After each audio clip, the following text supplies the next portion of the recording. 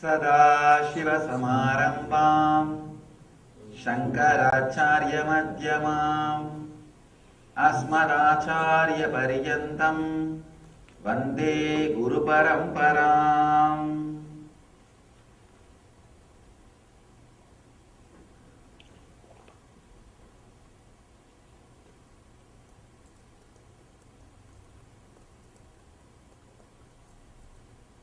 I welcome you all with my love and respects.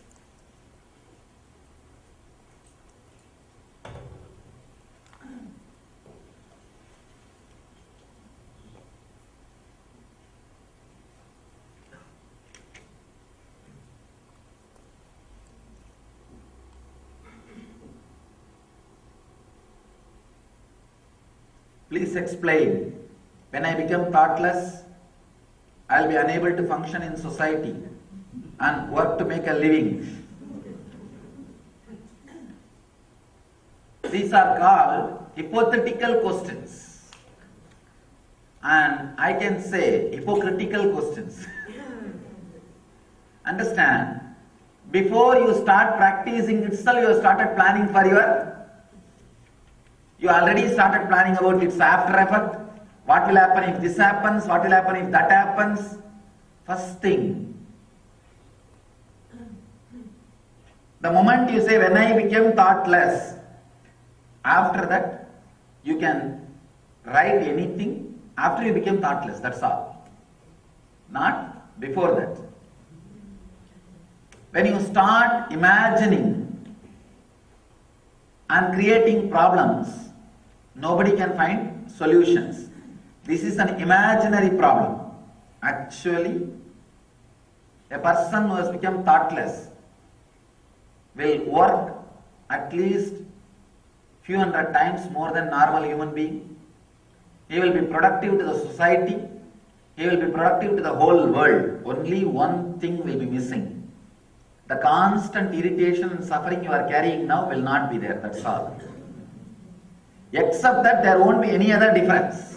There will not be any other difference. You may miss just your irritation and your suffering. That's all, nothing else.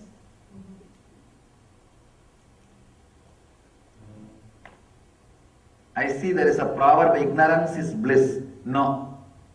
Innocence is bliss, not ignorance. Ignorance can never be bliss.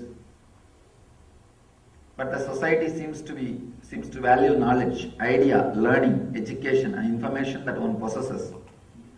This seems to be contradicting to me. If so, how can one be ignorant and still possess wealth of knowledge?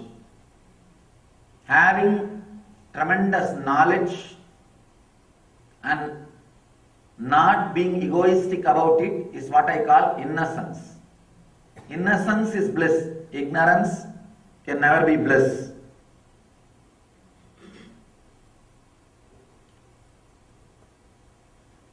Just this one clarity, one click is enough.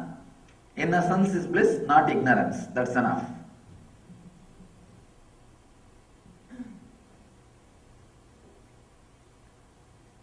Here is somebody is asking, could you please explain with examples to drop the ego, the thinking ego? It's a very beautiful story from Ramakrishna. One person comes to Ramakrishna and says, Master, my husband is threatening me continuously that he will become a sannyasi. Ramakrishna laughs and says, never bother, the person who threatens will never do. The dog which barks will never bite. So don't bother, he will never do. He tells a beautiful story, how a person will become Swami, sannyasi. One couple was fighting with each other, and that guy was threatening, I will become a sannyasi. She said, she was crying, what you are threatening me that you will become a sannyasi. The brother, younger brother of that person, he comes and says, please don't bother, don't worry. This fellow, he says about his elder brother, this fellow may talk, but he will never become Swami. The person who talks continuously will never become Swami. She asks, then who will become Swami? He says, if you want to see how person becomes Swami, just see now. He threw all his clothes and took one towel and tied it around his hip and became a Swami. Left everything and went away. He says, the sannyas happens only in this way. One moment, a clear, strong decision, that's all. Understand? That's a proverb. Think before you jump. I have never seen anybody jumping by thinking. Thinking means what? Dilemma. As long as you are thinking, this, you will never jump. At some point, if you have jumped, that one moment you stop thinking. So I can tell you, new proverb, jump before you think. Otherwise you will never jump.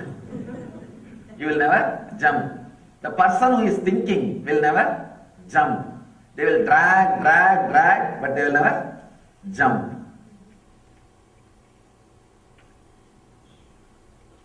Bite my nails frequently when I am anxious or serious or during thinking. Is it a sign that I am not aware or not in conscious or mental disorder? I don't want to say mental disorder, can be a habit. I have seen too many small things are also become a very complicated thing. When you start giving a big idea, disease, this, that, all those things, and I don't think it is that big problem. Understand? Even a small thing, people come and tell me sometimes, Swamiji, I don't get sleep in the night. I tell them, perfectly alright, then work, that's all. And daytime lie down, and you feel like sleeping, lie down. See, whatever is said and done, you have one important automatic mechanism in you. When your rajas is exhausted, you will settle down in tamas. Anybody you can trust. When my restlessness is over, my body will automatically retire to rest. He does not need sleeping pills. You don't need. The problem is, you are put in a very unnatural routine. Unnatural routine. Second thing, you are not enough inspired to follow that routine. First problem, unnatural routine. Second problem, you are not inspired enough to live that routine. Third problem, very important problem. Your body intelligence is not allowed to make even small changes. Understand? There is no such thing at particular time you have to sleep. There is no such thing at particular hours you have to sleep. One day if you don't feel like, don't bother. Do not start thinking, I think from today I am developing insomnia. And so many ads, especially when you see in the TV, what you will naturally do? You will start comparing with yourself. Another big difficulty, even I cannot speak all these things openly here because there are so many legal complications. So now I have to make a disclaimer. No, better consult your doctor before you start practicing these ideas. Anyhow, the pure cosmic energy that speaks through you, is it also the same cosmic energy that speaks through the Christ, Buddha and every other enlightened beings? Naturally. Anybody who is enlightened and any enlightened master, through him only the cosmic energy speaks, there is nothing else. Anything which comes out of them is a pure cosmic energy, continuously sharing. the same truth in so many different ways. You can say Buddha spoke for 40 years. And there is a statement by Buddha, I never spoke, I never opened my mouth in last 40 years. Because he never uttered a single word. The cosmic energy is continuously expressing itself. So much of life seems fulfilling. I think that this idea that there is so much still to live in ordinary life holds me back from enlightenment. What to do? First thing, so much is there to live ordinary life means your mind is still giving a hope. Your mind is still giving a hope. The mind which gives the hope is the ultimate hopeless thing. By giving hope, it constantly keeps you in hopelessness. So, of course, either you learn from the master and realize, or you learn from life. It may take little time. What to do? How to truly give you permission to work on one's mind and remove its hold on the self. This intention and unclutching meditation is what needed. Yes, that too is enough. Is surrender required? Surrender means the clear intention and the simple unclutching. That's enough. Surrender does not mean you will fall flat every time when you see me. No. That may get only knee pain and back pain to you.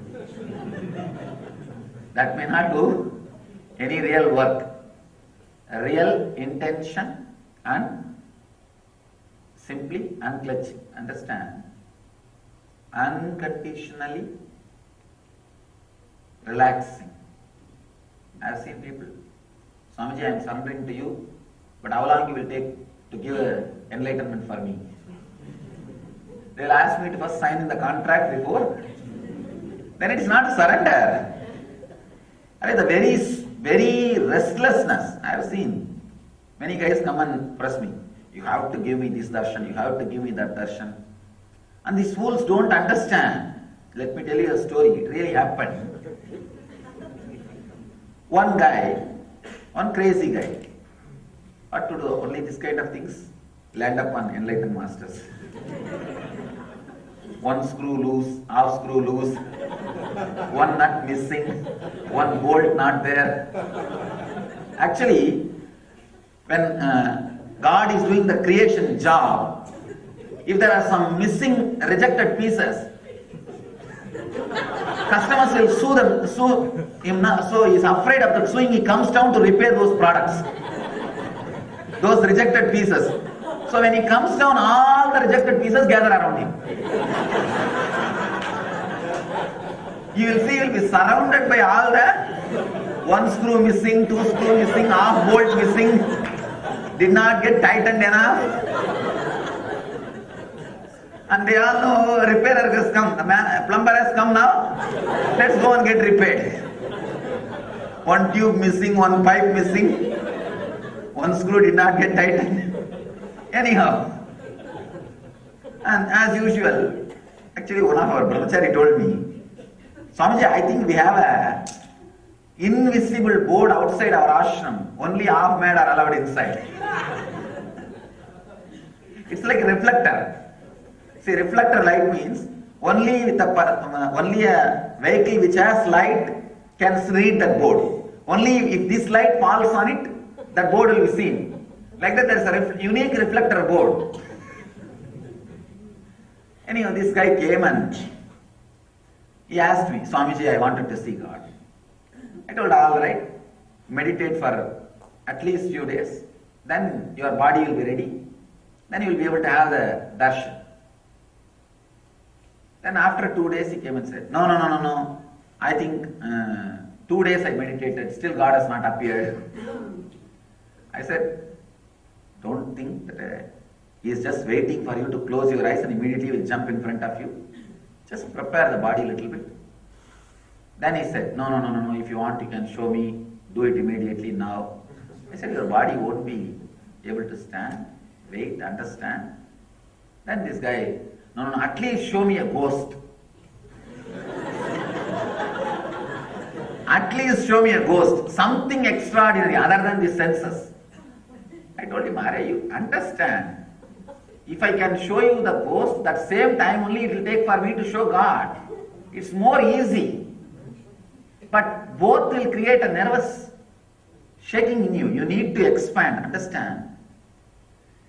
You are asked to sit and listen to all the teachings before the energy darshan, so that your nerves will be ready to receive the energy. Understand? The real work, the real essence is the one touch which you don't even feel sometime. Oh, I don't see much happening in me. Just he blesses, I also have little faith on him. I go and sit, kneel in front of him. What happens in that 1 second is the essence. Understand? For that only you are sitting. For that only I am sitting. This talking is just preparing you, expanding your nerves so that you can imbibe more. You can receive more. That's all is the truth. I told him, spend little time, have little sadhana. Sadhana means having a psychological revolution will prepare your physiology for enlightenment. Understand? Psychological revolution will awaken the non-mechanical parts of your brain and will prepare you for physiological enlightenment. Your physiology will be prepared for enlightenment, for the conscious explosion.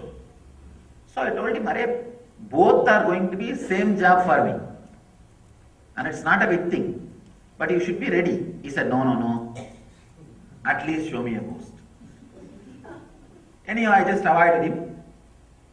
And funny thing, he was driving me from the ashram to another one place. During my trip, I was undertaking a trip. This guy said, I will drive you, Swamiji. I said, all right, drive. We were driving. It's something like a 12 hours drive. In India, 12 hours means you will cross only few hundred miles. Don't think 12 hours means thinking like from here to Seattle, not that length and all. 12 hours means at the most per hour you can cross only 40 or 50 kilometers. Means 25 miles. Not because of traffic, just because of road. And if you are pregnant, you don't have to go to hospital. Now, few hours of drive in the Indian road, you will deliver the baby. Anyhow, he was driving me. This crazy guy, I cannot imagine. On the way, there was a burial ground, cremation. So he drew and he stopped the car near the cremation ground. He pulled over the car and he said, I will not drive unless you show the ghost now. No, really understand. Literally it happened. Literally it happened. And there is a big, usually I go with some 10-20 cars. All the other devotees, the brahmacharis, the army will be coming with me. The whole battalion.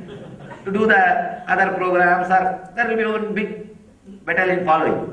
All the cars stopped and my secretary was in the beginning, next car. He came down and asked, what happened?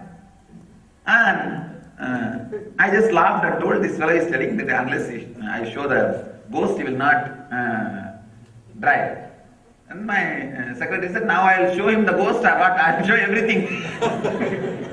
And he told Swamiji, you just go to the other car and you drive. We will take care of him and bring him later on if he comes.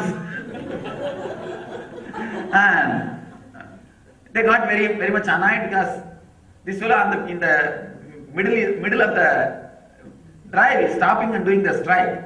Of course, we have so many cars to take me, that is not a problem. Anyhow, all the fellows got annoyed and they started shouting at him. And I just felt very bad. Anyhow, poor guy.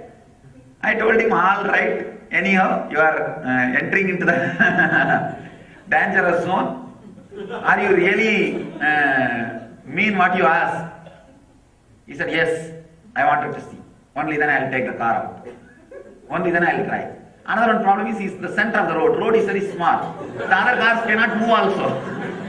Of course, if these guys want, they can just move the car and go. And then I said, all right, anyhow, I think this fellow wanted to have a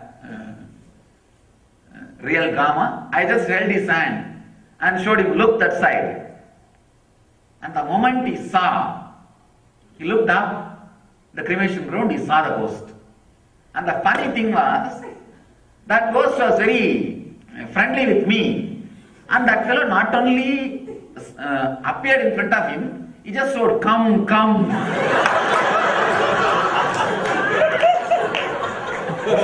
That's all. This fellow, this guy who asked, literally he pissed. And his wife was sitting inside the car. He just shouted her name and opened the car and jumped inside and caught hold of her. Caught hold of her and shouting her name, oh save me, save me, save me. And she got so, but she started shouting, got so irritated because she was seeing the whole drama. She was seeing the whole drama. And she is little matured and relaxed person. She was there and her kids were also there. And she was advising him for more than a week. Relax, and Swamiji says it must be good. And when this guy jumped and started shouting, not only she did not console, she just pulled him that side. And suddenly we saw not only he pissed, he did the other one also. And he is trembling, completely shaken. Then I just smiled and moved my hands, and that ghost disappeared. It went away. And the group, by the time all the devotees from all the cars got down and gathered and saw this fellow is trembling, not only that, suddenly the fever has raised.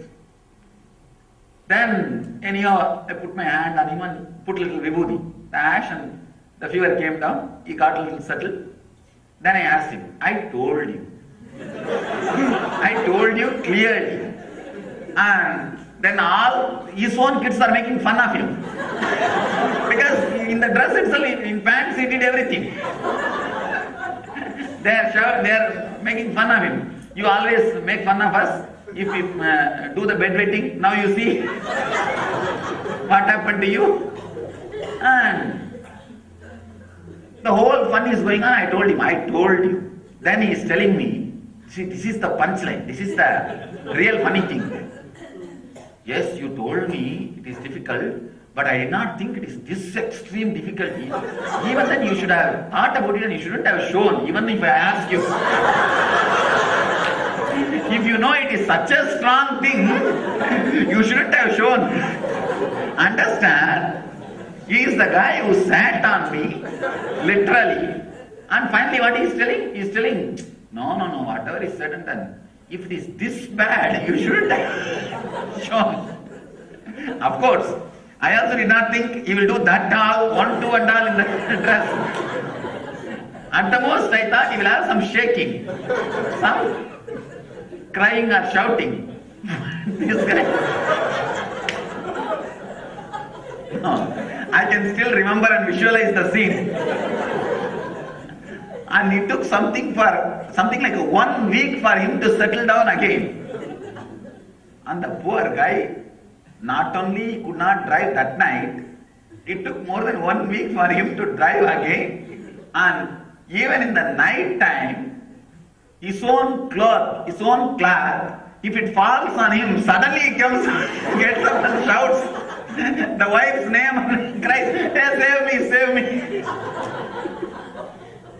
It took literally 1 week, understand? Then finally I have to give him a technique to get out of that fear. Because the fever came down, the physiological effect has come down. But that psychological fear, he is not able to get out of it. And not only that, because he saw that ghost once, he started fantasizing again and again.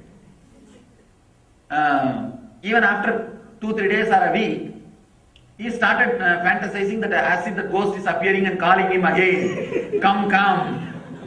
And he came and told me, Swamiji, the ghost is calling me. Again it is appearing and saying, come, come. I said, as if he doesn't have husband or wife or what. Why will he call you? Don't bother, relax.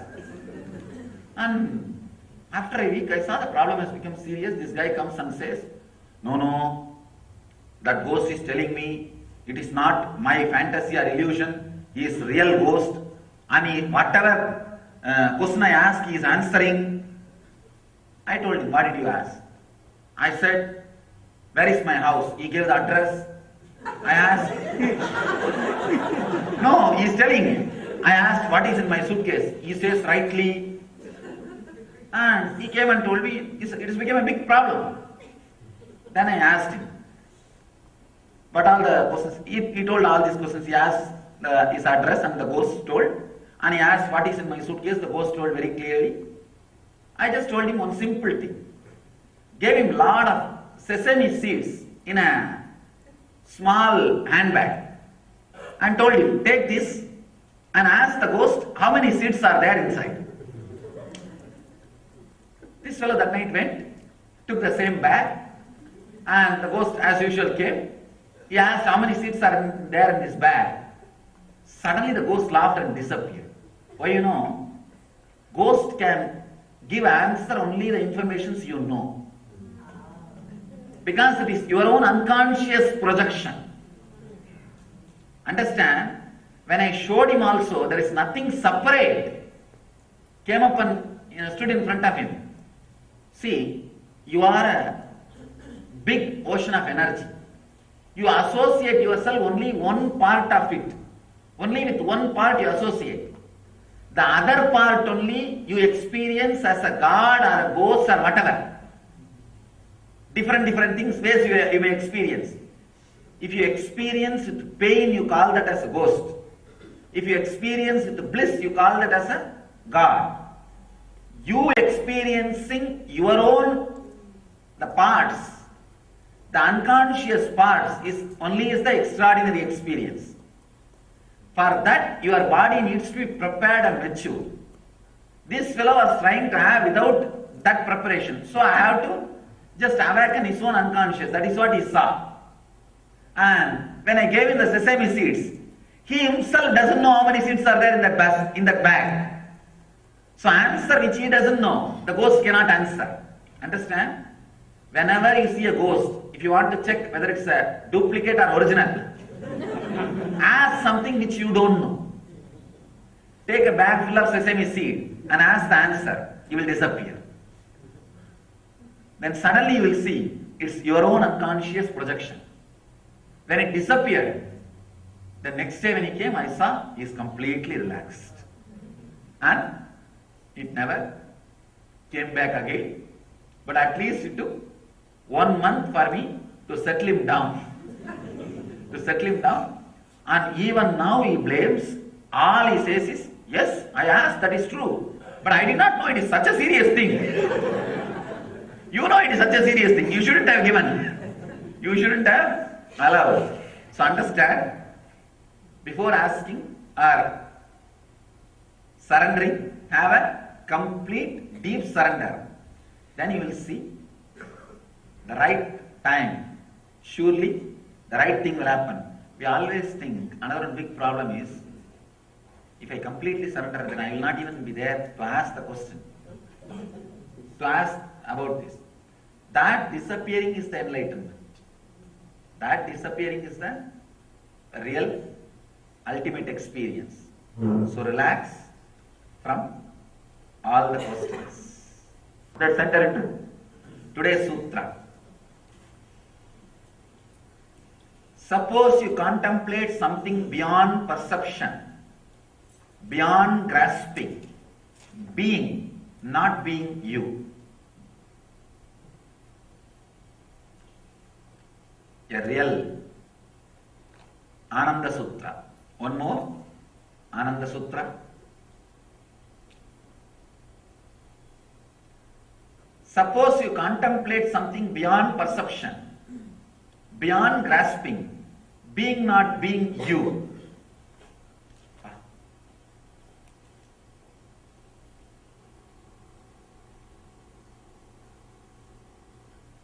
Mahadeva is determined to give enlightenment. He is stubborn.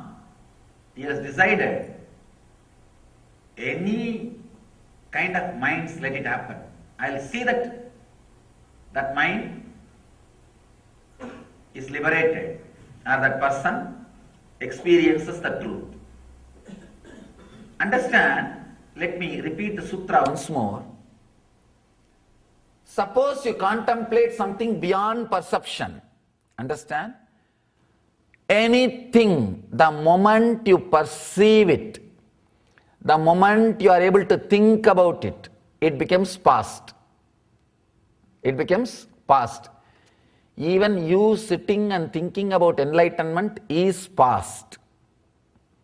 You sitting and thinking about me is past. You sitting and thinking about some god or deity is past. Understand? Here he is revealing an important secret. Anything you sit and think, if you are able to perceive, it is of past. Even you sitting and thinking about me is about past. The real me is present, but that you cannot think. Here, Mahadeva is giving a wonderful sutra. I can say, nothing can be compared to this sutra. Every sutra gives that feeling. That is another one problem. Every sutra gives that feeling.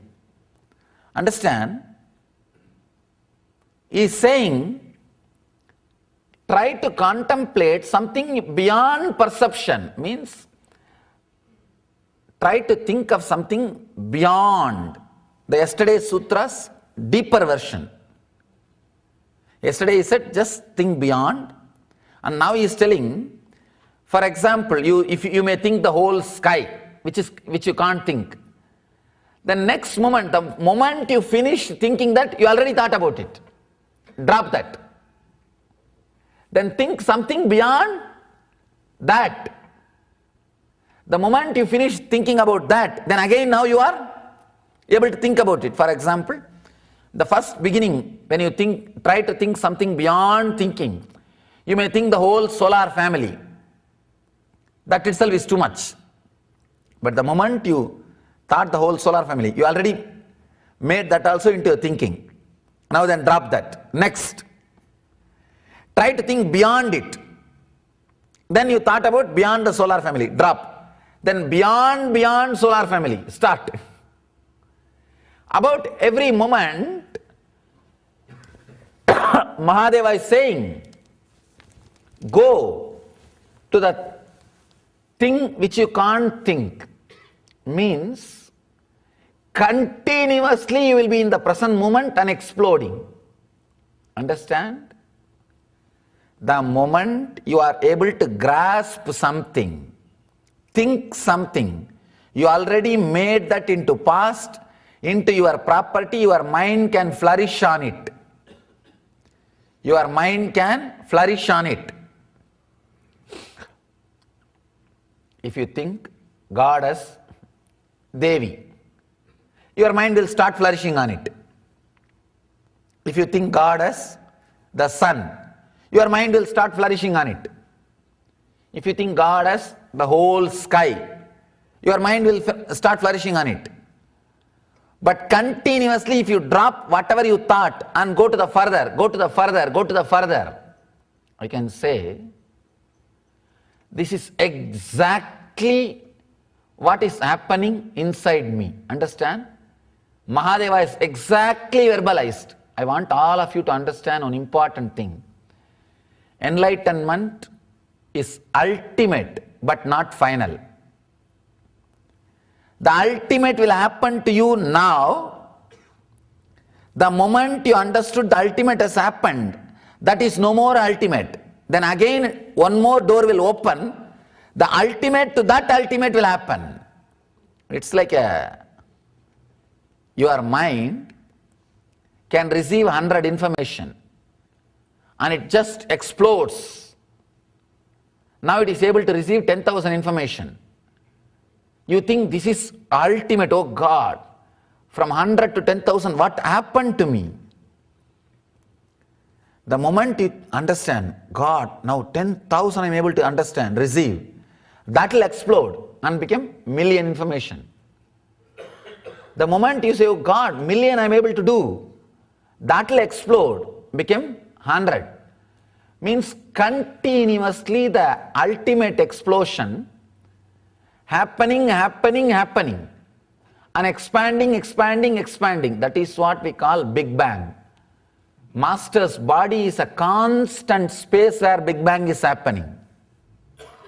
You may think, then where we are going to end? What is going to happen? That is what, there is no end. Intense life happening. Causeless auspiciousness happening. Understand? This can be a great revelation. This is what Upanishadic rishis say, neti, neti. Not this, not this, not this, not this. The moment you are able to grasp something, say not this. Drop it. The moment you are able to grasp something, this moment, drop it. Not this. If you can drop continuously even from the technique you are practicing, you will see the real experience happening. People ask me, what technique you practice every moment, Swamiji? Nothing. Dropping every moment, whatever is happening is what I am practicing. Understand? A very simple understanding. Always exhale. Inhaling will be done by the life by itself. The life which is inside you will do the inhaling. Just drop, drop, drop. Think further, further, further. Which you can't think, which you can't think. The moment you finish thinking that, you can't.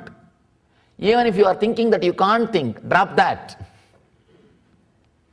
It is a very subtle process. I can't even use the word process. It is a real powerful thing to be in enlightenment, to live in enlightenment continuously. When I say, it will be very difficult for mind to grasp, because mind will always try to grasp everything and keep it in the refrigerator and eat slowly. No, your mind is just like bull. How the bull will do, it will grab everything and swallow. Then later on he will find a place in a corner, in quiet corner he will sit, bring everything back to his mouth and slowly he will chew. Your mind is like that only. It will grab everything and put it in the refrigerator. Slowly it will take and start grabbing, start swallowing, start chewing. Understand? The moment bull eats something, what it is?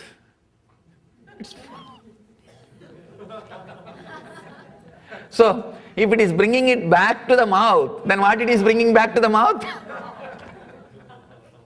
Which is halfway to the... Understand? If you are also bringing the things which is already grasped by you back to the mind, what you are bringing back to mind? You are bringing the same thing back to the mind. Do not do that. Continuously drop. Understand?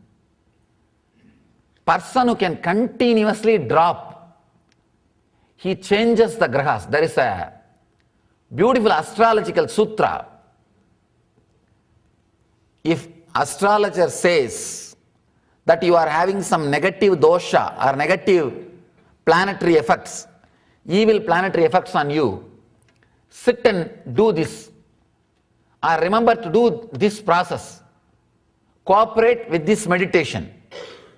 It is not even a meditation, it is just a constant happening, which you need to be constantly just doing, or just remembering.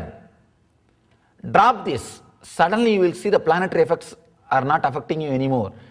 Planetary evil effects can happen as long as you are connected to the time shaft. Kala Chakra. Kala Chakra means time shaft. This dropping is like dropping from the Kala Chakra. breaking free from the Kala Chakra. Understand? It is possible now. Whatever you think as the ultimate in your life, drop. And try to expand bigger. Then you will have some idea, you will grasp something and drop. Then again your mind will automatically grasp something. Don't allow, drop. Continuously your mind will say, no, then what to do? Don't answer that question now. Every moment drop. Your mind will say, if I am every moment dropping, then what will happen? Where will I end? Don't bother about ending. What happens, let us see later on. Your mind is again trying to grasp by asking you, what will happen in the end? If I am continuously dropping, your mind is asking a reason to practice before even starting the practice. Your mind is asking to prove the result before even starting the practice. Do not allow. That is where you get cheated. Understand? Constantly drop. Your mind will say, no. If I am dropping, how am I going to get enlightened? Logically prove me. Then I will start the process. It cannot. Constantly drop. Neti. Not this. One of the great Upanishadic stories speak about this technique.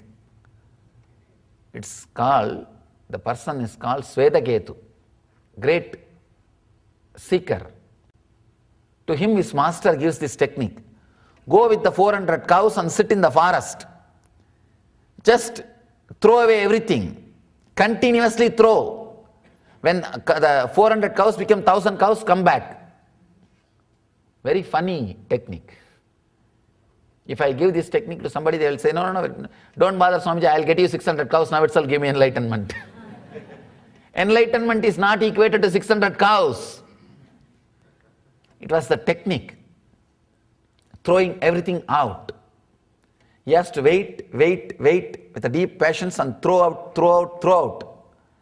Suddenly, there is nothing to throw out because everything is thrown out. The person who is throwing out, slowly he is also thrown out. Understand? I cannot actually ask you to lift yourself. I'll just tell you, pull your shoes. Suddenly, the force, the amount of force you put on your shoes to pull yourself and your weight, when these two becomes equal, you will just pull yourself up. You will have a jump. You will be disconnected with the earth. Same thing, understand? It is just like me telling you, pull yourself by your shoes. First time when you try, you won't be able to. Because the effort which you put is less than your weight. Then second time, more effort. Third time, little more. Suddenly, one moment, you will put the equal effort to your weight. Your weight and the effort will be equal. You will just jump. You will just pull yourself up. Exactly the same process will happen. Throw away. Just anything you can grasp, take this one clarity. Try to meditate on real me. Or really, whatever is the cosmos, meditate on that. Maybe you can take the idea of God or Guru or cosmos, anything. Try to meditate real cosmos on real Guru, real God. You will come up with some idea. The moment you come up with some idea, naturally you spoiled it with your mind. Now that cannot be true. Drop. Then go ahead. Again you will make a frame. The moment you made the frame, oh God, drop. Continuously drop. Continuously try to grasp the exact ultimate truth. Suddenly you will see, by throwing, understand, when you throw a particular idea from your mind, not only you throw that idea, you actually pick up one part of flesh from your mind also. Every time you pick up some thoughts from your mind and throw them out, not only the thoughts, one part of the bone structure of your mind is also thrown away. So few times when you throw, after that there will not be any bone structure left. Suddenly you will see your whole mind is thrown out. Understand? The whole essence I can say in one word. Try to meditate on real master's form, or real God's form, or real cosmos inside you. What can you do? You will try to grasp the whole sky in your mind. The moment you are grasped, that is no more God. Because your mind cannot grasp. If your mind can grasp, then your mind is greater than God. The moment it is grasped, no, it is not God. Then drop. Then try again. Grasp something bigger than that. Understand? This is such a powerful expansion. This is exactly what is happening every moment inside me. People ask me, Swamiji, 4 years ago, what I saw in you, and now what I am seeing in you, so much of difference. If enlightenment gives everything to you, then that time also you are enlightened. How can things get added even to you? Now I am seeing so many things extra in you. Understand? Enlightenment is ultimate but not final. That is why constantly even I am expressing new things. Even I am expressing new things. Because the constant explosion is happening. The constant updation is happening.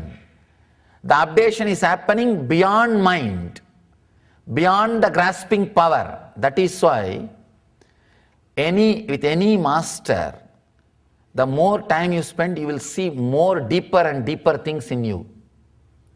Because he is expanding and giving more and more. Understand one important thing. When he expands and pours many things, not only he expands you also. You also get ready to receive. You also imbibe. Even the same word, if you heard 4 years ago and if you hear now, after 4 years being around me, it will give you deeper meaning. Because these words have expanded you. These words have expanded you. The constant explosion, understand, it is happening in you every moment, even now. If you just remember, yes, it is happening, you are enlightened. If you don't remember and think that same person who went to the bed is coming out of the bed, you are unenlightened. The only difference between you and enlightened person is when next day morning enlightened person gets up, he does not think the same person who went to bed is getting up. Ordinary person thinks the same person who went to bed is out of the bed, coming out of the bed. Tomorrow morning if you think, oh no, same person who went to bed is not coming out, you are enlightened. Just stop thinking that same person is coming out of the bed, that's all. Means neti. Continuously, the person who inhaled is not exhaling.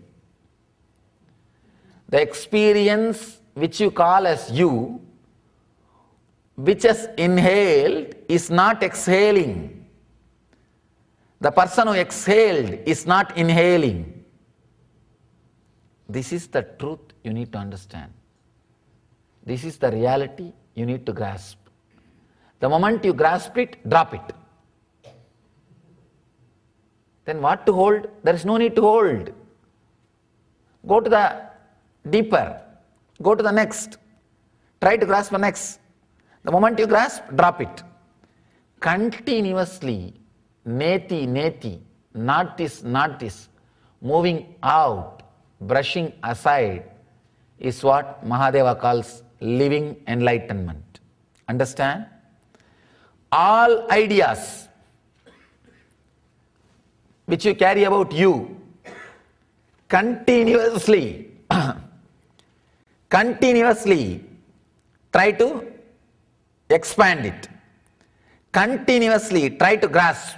the bigger and bigger and bigger idea. Anything you feel you have grasped, drop. Then try to grasp the bigger. What do you think as bigger? Once you feel you have got the biggest, drop. Then bigger than the biggest. Then bigger than the biggest.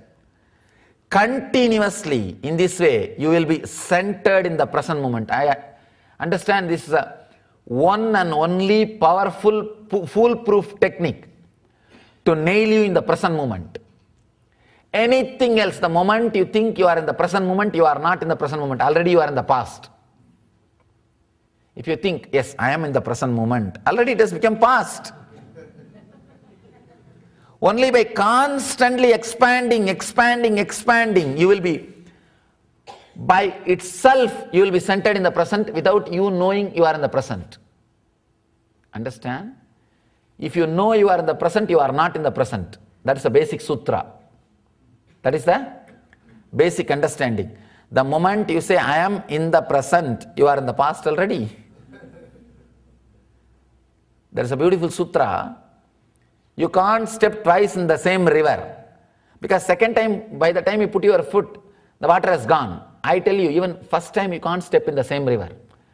By the time your feet touches the water and reaches the steps or the ground, water is left. See, when your feet touches the top of the water and by the time it reaches the ground, water is already left. So you can't even step in the same river once. You may step thinking that you are stepping in the same river. No. Everything is moving. Person who can constantly try to grasp the things which can't be grasped will be in the present moment. You cannot nail yourself in the present moment with any other technique except this. This is the one, I can say, only technique which can put you in present moment continuously, because any other technique you can get cheated. At one point you may stop, but here continuously dropping, neti, no. You will grasp something about you, no. You will grasp something about you, no. Your mind will say, I may become mad, no, relax. No, I will become mad, it's okay, relax, no. Don't even say okay, yes or no. Even saying yes becomes a negative visualization. I have seen people tell me, sometimes I get the fear that I may have a particular disease, Swamiji. If I say yes, it's okay, I'll manage, then again it becomes negative visualization. What to do? Neither say yes nor say no. Just drop. Who cares? Do not try to logically end the thoughts which are happening in you. You are thinking. Logically, if you end your thoughts, the thinking will drop. No. That is where the big mistake. I have seen people thinking, let my son get married, I will become Swami then. Let my brother get settled, then I will take Vanaprastha. Never be able to do. Either you jump now or never. Never. That's all. Whoever thinks, let this happen, then I will, no, it will never happen. That is what is mind. The moment you think, I'll finish this thought, then the thinking will be, I can drop. No. Because the moment you finish one thought, you already now become efficient in completing thoughts. Naturally, you will start having more thoughts. You become master of completing thoughts. Same way, the moment you think, I'll finish this responsibility, then take up. The moment you finish that responsibility, now you have become professional in finishing responsibilities. Naturally, you will take up more responsibility and more commitment. It never happens. Do not think by completing a thought, a logical reason, I'll drop thinking. No. Your mind may be crying, what is this? You are trying to grasp something impossible. Drop. If you go on doing this, you think you'll become enlightened, your mind will say, drop. And your mind will say, by doing this, will I become enlightened? First logically prove. Drop. Continuously trying to grasp which is beyond grasping. Which is beyond grasping. It will practically put you straight on the present moment. It's like a constantly you'll be running. It's practically like a treadmill running. You will be thinking you are running, but you are in the same place. But your energy is just exploding. With this technique, the same thing will happen. You will be thinking that you are grasping. You will be in the present moment. Suddenly the energy will explode. Energy will explode. Understand? Very powerful, very strong method. With this method, you will never be caught in between. I tell you, any technique, any method, one dangerous thing is at one point you will be caught in the technique. You will be caught with the method. Killing the technique is the worst thing. Killing the method is the big problem. Sometimes I really feel J. Krishnamurti is the greatest master because he never accepted any technique, any method. But the problem with Krishnamurti's way is starting is very difficult. You can't start. All the techniques which does not need to be dropped, starting is difficult. All the techniques, starting is easy, but dropping will be difficult. Here Mahadeva is answering that problem. Understand? First and last solution. I can say this technique is first and last freedom. This is the first freedom for you and last freedom for you. When you start, easy. Same way, you don't have to kill this technique. This technique is suicidal by itself. It will die. It will disappear. This technique will just die by itself. You don't have to do anything. I can say this one technique independently, without changing its form, can change your form. Any other technique, by the time it changes your form, that will also change its form, and it will reveal a deeper and deeper understandings to you and lift you to the other level. With this technique, you don't have to bother about the deeper understandings revealing. No need. No need. Even if there is a idea, the deeper understanding will be revealed to me as I progress. When the deeper understanding comes in front of you, you do not know whether it is understanding or your own mind playing the game. You will not know. Ramakrishna had the clarity, it is Kali telling me to cut herself. But if it is you, you will think whether Kali is telling me to cut herself or my own mind is telling. You will not know. You will have difficulty, you will have illusions, you will have problems. Then you need somebody to support. I can say this technique is a complete idiot's guide. You don't need any explanator. You don't need any commentator. You don't need any other help in the halfway. No. Just initiation is enough. Initiation is enough. Just live it. That's enough. Actually, living and leaving is one and the same in this. Just by the very pressure of leaving, the living will be happening in you. Understand? Where the living and leaving meets. This is the technique where living and leaving meets. Here you are just leaving everything continuously and living is overflowing in you. The moment you think living is overflowing in me, leave that also. Anything which you hold is already become old stock. Understand? For any medicine, any medication, you will see an expiry date in the bottle itself. For any meditation, expiry time is 1 kshana. 1 second is the expiry time. Second moment, if you are trying to do, it's expired. You are trying to play with the dead body. You are trying to play with the corpse. Only this technique. Even in this technique, one great thing about this technique is, Here you are given a clear idea, expiry date, 1 second. In this meditation technique, we have to put expiration date, 1 second. Do not do it more than 1 second. Means what? In the medicine bottles I have seen the date of the production and date of expiry. Some places I have seen, after you purchase this, do not use after more than 3 months. After you open the seal, do not use more than 3 months. We have to put on this meditation technique. After you understood, do not use more than 1 second. Very, very important understanding. Very, very important revelation. Anything, I can say, anything, when you don't know the expiration date, when you don't know the expiry date, the same medicine can become poison.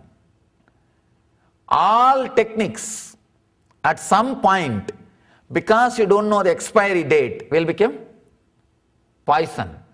Only this technique comes with a clear expiry date, which can never become poison inside you. Even if you try to swallow after the expiry date, just by its own virtue, that will not go inside. That will not go inside. The meditation technique with expiry time. So it will not become poison in you forever. Understand? Let me read again. Suppose you contemplate something beyond perception, beyond grasping. Try to grasp the real form of the Master, real form of the God, real form of the cosmos. Don't come and ask me in the energization how to grasp, Swamiji. In this process, your mind will die. You will not be able to grasp. Continuously you will grasp, you will not be able to grasp, you will relax. Then you will grasp, you will not be able to grasp. Even if you are grasped, you know it is a lie and you will drop. Even if you grasp, you know it is a lie and drop. In this process, it is like a running till you drop. They say in the ads, shop till you drop. So, meditate till you drop. Understand, here, this is the ultimate technique where just continuously try to grasp, just by the very power of trying to do this technique, you will be thrown back to present moment and mind will die. Mind will disappear. Imbibe this and live. You will live enlightenment. Thank you.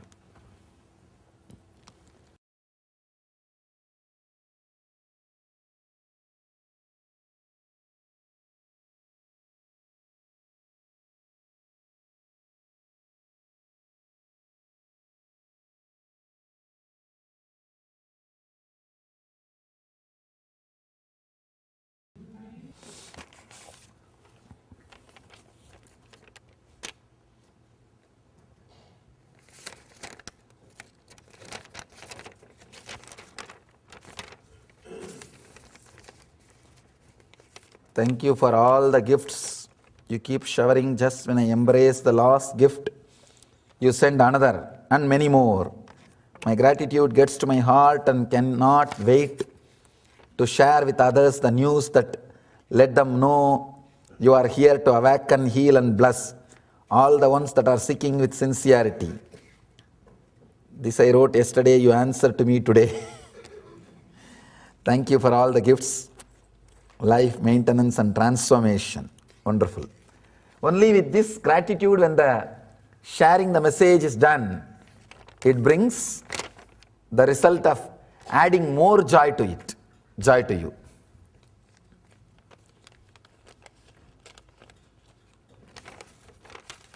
Somebody is asking to recite the Sanskrit Sutra for few technical reasons only. I do not do. In this sutra, you just spoke about how important is the effort to contemplate something beyond grasping. Could be just unloading or dropping the contents of the mind during everyday activities whenever we remember. No. Now, because already you grasp this cannot work on you. Anything you grasp cannot work on you.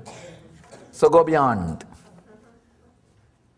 I hear that when you die and the soul leaves the body, my question is, when there is a tragic event, when a group of people die at the same time, are all their souls connected in some way to leave at a certain time together, even though they never knew each other? Example, plane crash, train accident. Yes, they may not know each other, but the souls will leave at the same time to the different places.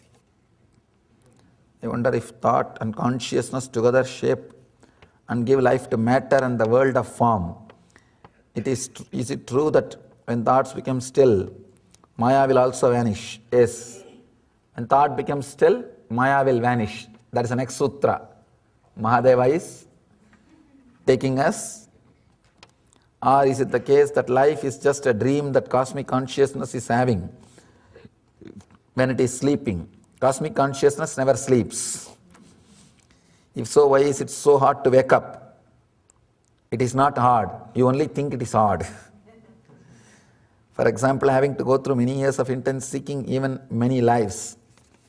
Many lives are also some more dreams. The Ananda Sutras that you preached last couple of days makes me very much interested and gave me a belief that I can also become enlightened. By the way, I attend your lectures for last 1 week only and not from beginning. I wish that I did attend it from the beginning. I am an ambitious, serious and busy person, or at least I will make myself busy. Everybody just makes themselves busy. There is nobody who is busy person. My body and mind are so attuned that I sleep only for about 5 to 6 hours per day during weekdays. I believe in that way my mind would be in control. I would not become devil and achieve my ambitions as well. Is my reasoning good? Controlling sleep is okay, but that does not mean you have mind control, not that big. As I am a busy person, I feel that instead of taking some amount of time daily to perform meditation techniques based on the sutras like Nitya Sutra or Dhyana Sutra, I think Ananda Sutra would click for me to become enlightened. Understand, it has to click, not you will think the moment you had all this reasoning, I cannot do Nitya Sutra, I cannot do Dhyana Sutra, no Ananda Sutra will click with you. Be very clear. You have to drop your job and start meditating. I hope that I will be successful in imbibing Ananda Sutras in my day-to-day current busy life. I don't think it will happen to you, at least. To become enlightened and maintain that enlightenment. Is my reasoning good? Your reasoning is bad. Understand, if you are ready to do Nitya Sutra or Dhyana Sutra, with that readiness, Ananda Sutra will click.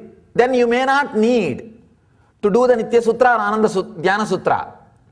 But when you are not ready to dedicate some part of your time for meditation, never expect an Ananda Sutra to click. It will never happen. Ananda Sutra clicks with a person who is burning with intensity, who is intense enough to give everything, the I and mind, for enlightenment. The moment you say you are a casual window shopper, I think by mistake you are here for 7 days. Understand, if you are really interested in spirituality and all, take up Nitya Sutra and Dhyana Sutra. Only that will work for you, not anything else. Your reasoning is not right. Sometimes which looks very logical may not be actual. A small story.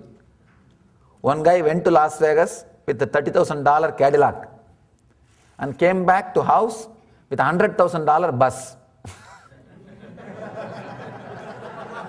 He came to Las Vegas on a $30,000 Cadillac. He came back to house on the $100,000 bus. The statement looks very logical, but all of us know the meaning. Understand? This is the same reasoning you are trying to play. No. Ananda Sutras are not for the people who cannot commit to the Nitya Sutra and Dhyana Sutra. No. Ananda Sutras are for the people who are tired of Nitya Sutra and Dhyana Sutra. Only who are tired of that too, Ananda Sutra will click. Otherwise, because of your laziness, you yourself pick up on Ananda Sutra. And with Ananda Sutra, you cannot pick up. A sutra has to pick you up. Understand? You cannot pick up the sutra. Sutra has to pick you up. So relax. Stop bragging about. You went to the Las Vegas with $30,000 Cadillac and you came on $100,000 bus. You might have come on $100,000 bus, but who owns it?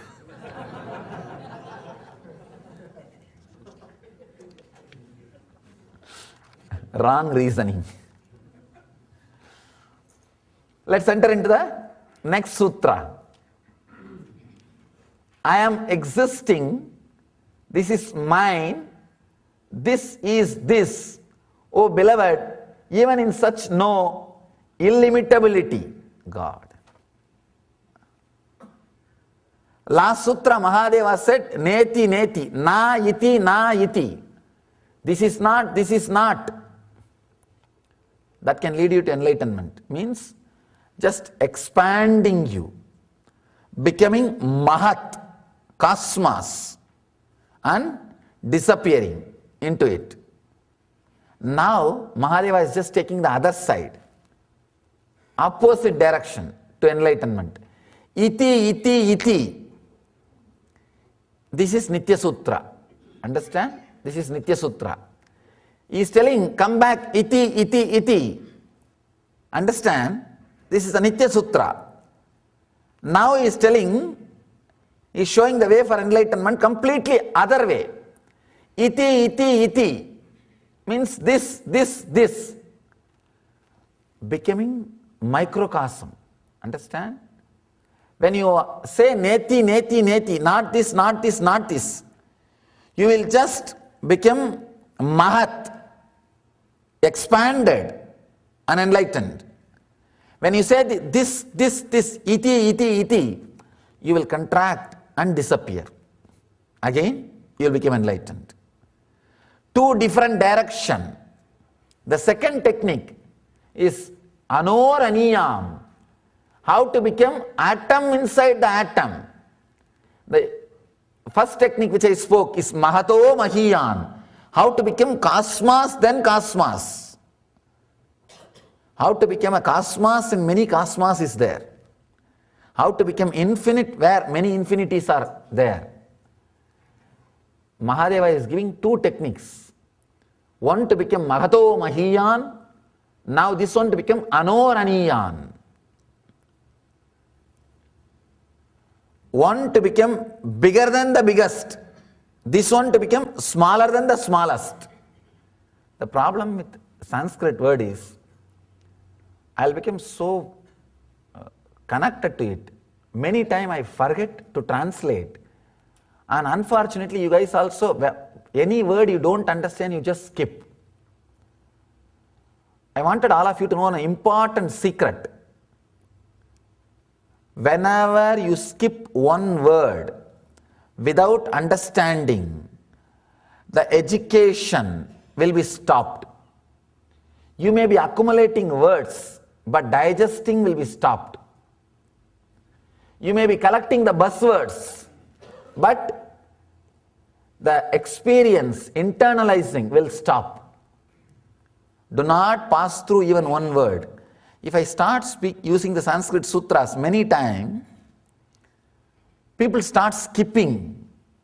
People start skipping. That is the reason I try maximum use only English word. Even if I use some Sanskrit word, immediately try to translate. So that the education or getting educated does not stop. Internalizing does not stop. Even if you feel bored or disconnected with one or two words, again to feel connected it will take 5 minutes. and 4-5 concepts which I expressed would have gone above your head. And you will be sitting, all right, I can neither ask, anyhow he is talking, all right, whatever I understand, let me understand. Understand? I am sitting in your place and seeing. I am also enjoying. That is why I am so concerned about exactly expressing the language you understand. I am existing. This is mine. This is this. Oh beloved, even in such no illimitability. Again, I don't think this word is used regularly. I picked it up from Paul Reps, who translated the Zen Flesh and Zen Bones, who wrote that book. Because no other, I'm referring some 4-5 translations to exactly to present, but I want to acknowledge all their names whenever I use some technical term from their translation. Anoraniyan Mahato Mahiyan, bigger than the biggest and smaller than the smallest. Here Mahadeva is giving the technique for achieving smaller than the smallest. Very simple, nothing much need to be done. Very simple technique. But it can be Nitya Sutra. It is not Ananda Sutra. The earlier sutra is Ananda Sutra. Means the moment you understand, just remember and live with it. Constantly try to perceive something which can't perceive. Decide. I can give you some 4-5 buzzwords. Try to grasp the meaning of it. Bliss, you will never be able to grasp. You will only achieve it. If you intensely struggle to grasp the meaning of the word bliss, you will achieve it. Because anything you grasp will be only happiness, not bliss. Then drop, try to grasp. You will not be able to grasp. Try to grasp. You will see that continuous intensity. This is what I call turning the intensity into seeking. Restlessness becoming seeking. Seeking becoming enlightened. Just how the Kala Chakra, the time shaft, the present eats the future and makes it past, again the past comes back as future. It's like a shaft, chakra. Past only comes back as future, and future is swallowed and left back as past. It's like a shaft, chakra. Past and future is a chakra. That's why the Vedic tradition, time is not calculated as linear, it is calculated as a circular. 60 years, one chakra. Again, the chakra will come back. The time is circular. When the past becomes future and future becomes past, time continuously moves. The things move. Anoraniyan Mahato Mahiyan, bigger than the biggest. When you are trying continuously to capture the bigger than the biggest, bliss, try to capture the idea of bliss, what it is, what it is, what it is. Try to grasp. Suddenly you will see you are centered to present without even your knowledge. If you have an idea you are in the present moment, you are not in the present moment, you are already lost. That is Ananda Sutra. Here, this is Nitya Sutra. Understand, this is a very simple technique. Every moment, remember, is this. I am this. I am this. Remember that you exist every moment, means bringing you back to present moment. Both same thing, entering through two doors. This exit or that exit, that's all. Entering through two different doors. But with the early techniques, it is lot more easy because the door was kept open. With this, you may have to open it. Little, nothing else. Coming back, coming back, coming back. I tell you one thing. With Ananda Sutra, one important thing is it has to click with you. You should really feel, yes, this is mine. I know this is happening in me. Even if you have a single doubt, that is not for you. then come back to Nitya Sutra. Start the practice. Out of laziness, people who choose Ananda Sutras are only, I call, Zen junkies. The junkies who doesn't want to do anything in real sense, just read few Zen books here and there and use all drugs, and they call themselves seekers and they claim they are in ecstasy. That's the problem. And they don't know in which ecstasy they are.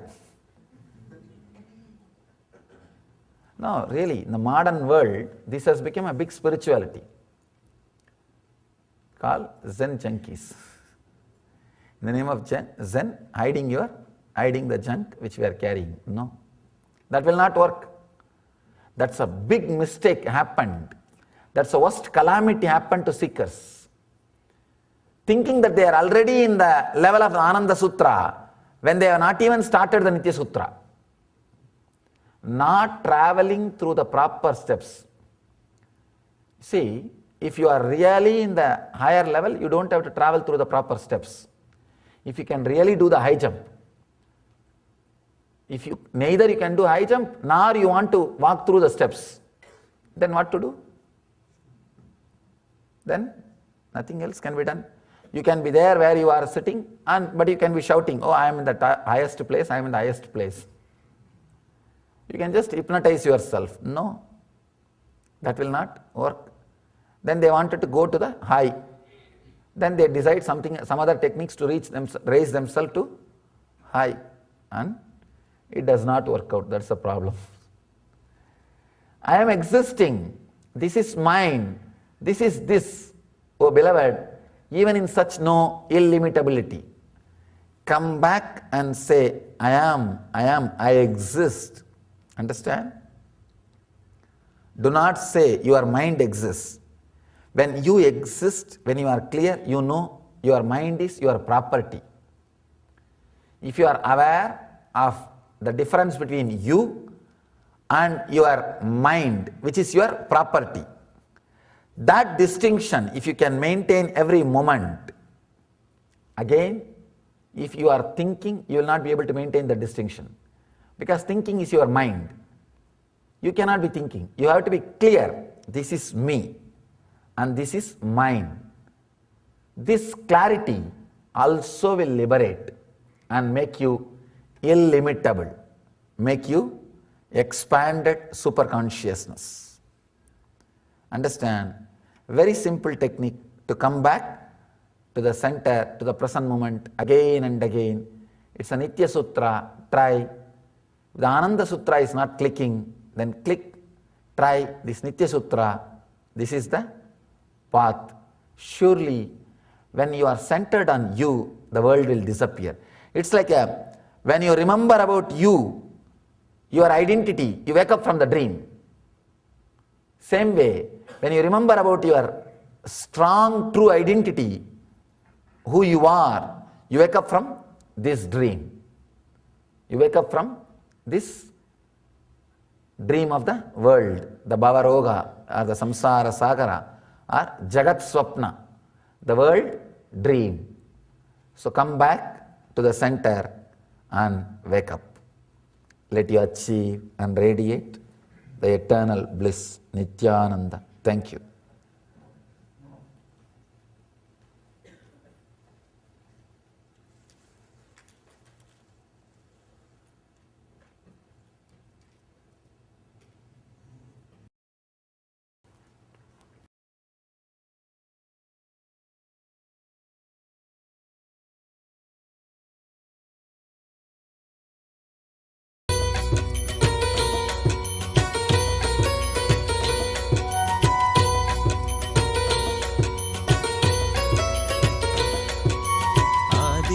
हृदयं पुण्यं सर्वशत्रुविनाशनं जयावहं जपे नित्यम् अक्षयं परमं शिवं कोटिसूर्यस्वरूपिणम् आनन्दगन्ध ईश्वरं भक्तहृदयनिवासिनं नित्यानन्दं नमोऽस्तुते कोटि सूर्यस्वरूपिणम् आनन्दगन्ध ईश्वरं भक्तहृदयनिवासिनं नित्यानन्दं नमोऽस्तुते।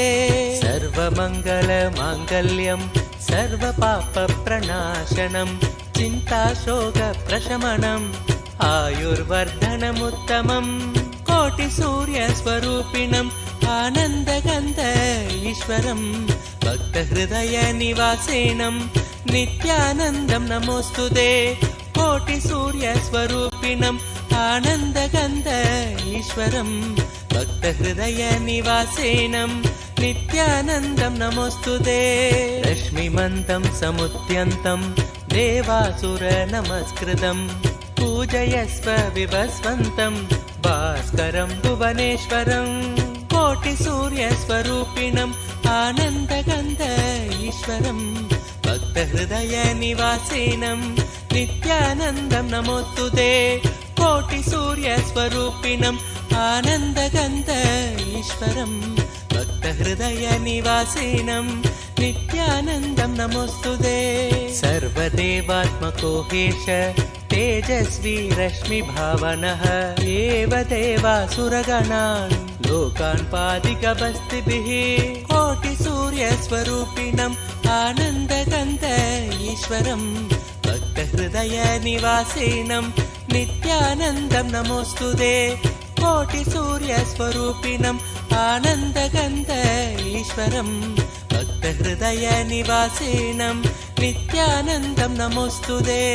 एष ब्रह्मा च विष्णुश्च शिवस्कन्दप्रजापतिः महेन्द्रो धनदकालो यमः सोमो ह्यपाम्पतिः कोटिसूर्यस्वरूपिणम् आनन्दगन्ध ईश्वरं भक्तहृदयनिवासिनं नित्यानन्दं नमोऽस्तुते। कोटिसूर्यस्वरूपिणम् आनन्दगन्ध ईश्वरं भक्तहृदयनिवासिनं नित्यानन्दं नमोऽस्तुते।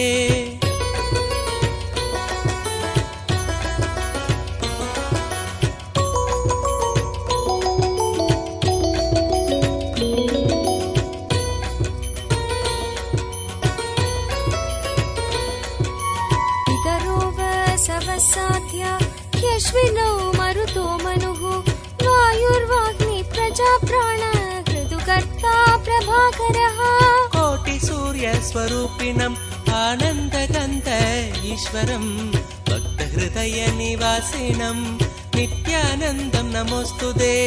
कोटिसूर्यस्वरूपिणम् आनन्दगन्ध ईश्वरं भक्तहृदयनिवासिनं नित्यानन्दं नमोऽस्तुते। आदित्य सविता सूर्य खगशोषागभस्तिमान् सुवर्ण सखशोभानुर्हिरण्यरेता दिवाकर कोटिसूर्यस्वरूपिणम् आनन्दगन्ध ईश्वरं भक्तहृदयनिवासिनं नित्यानन्दं नमोऽस्तुते। कोटिसूर्यस्वरूपिणम् आनन्दगन्ध ईश्वरं भक्तहृदयनिवासिनं नित्यानन्दं नमोऽस्तुते। हरिदश्व सहस्रार्चि सप्तसप्तिर्मरीचिमान् तिमिरोन्मत्तन् शम्भुत्विष्टा मार्ताण्डांशुमान् कोटिसूर्यस्वरूपिणम् आनन्दगन्ध ईश्वरं भक्तहृदयनिवासिनं नित्यानन्दं नमोऽस्तुते। कोटिसूर्यस्वरूपिणम् आनन्दगन्ध ईश्वरं भक्तहृदयनिवासिनं नित्यानन्दं नमोऽस्तुते।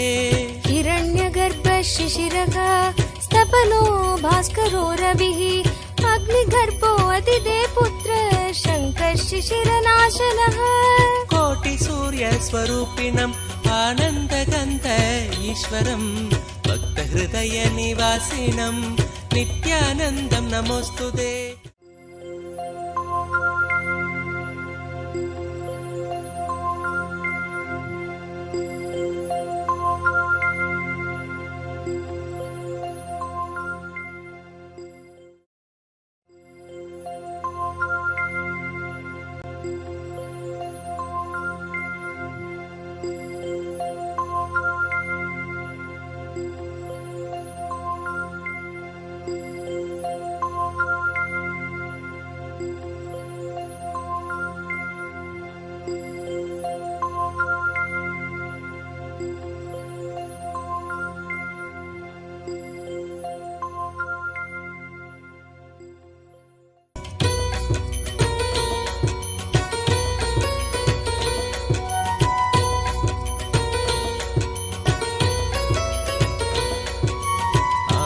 नित्यहृदयं पुण्यं सर्वशत्रुविनाशनं जयावहं जपे नित्यम् अक्षयं परमं शिवं कोटिसूर्यस्वरूपिणम् आनन्दगन्ध ईश्वरं भक्तहृदयनिवासिनं नित्यानन्दं नमोऽस्तुते कोटिसूर्यस्वरूपिणम् आनन्दगन्ध ईश्वरं भक्तहृदयनिवासिनं नित्यानन्दं नमोऽस्तुते सर्वमङ्गलमाङ्गल्यं सर्वपापप्रणाशनं चिन्ताशोकप्रशमनम् आयुर्वर्धनमुत्तमम् कोटिसूर्यस्वरूपिणम् आनन्दगन्ध ईश्वरं भक्तहृदयनिवासिनं नित्यानन्दं नमोऽस्तुते कोटिसूर्यस्वरूपिणम् आनन्दगन्ध ईश्वरं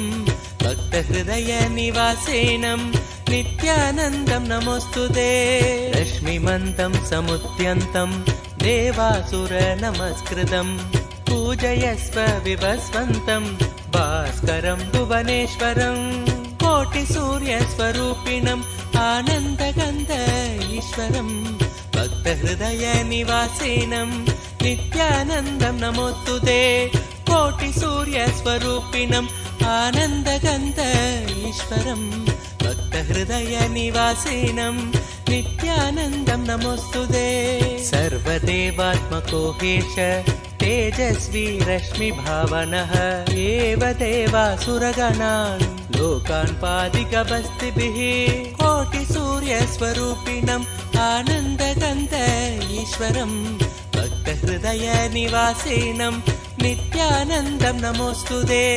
कोटिसूर्यस्वरूपिणम् आनन्दगन्ध ईश्वरं भक्तहृदयनिवासिनं नित्यानन्दं नमोऽस्तुते एष ब्रह्मा च विष्णुश्च शिवस्कन्द प्रजापतिः महेन्द्रो धनदकालो यमः सोमो ह्यपाम्पतिः कोटिसूर्यस्वरूपिणम् आनन्दगन्ध ईश्वरं भक्तहृदयनिवासिनं नित्यानन्दं नमोऽस्तुते कोटिसूर्यस्वरूपिणम् आनन्दगन्ध ईश्वरं भक्तहृदयनिवासिनं नित्यानन्दं नमोऽस्तुते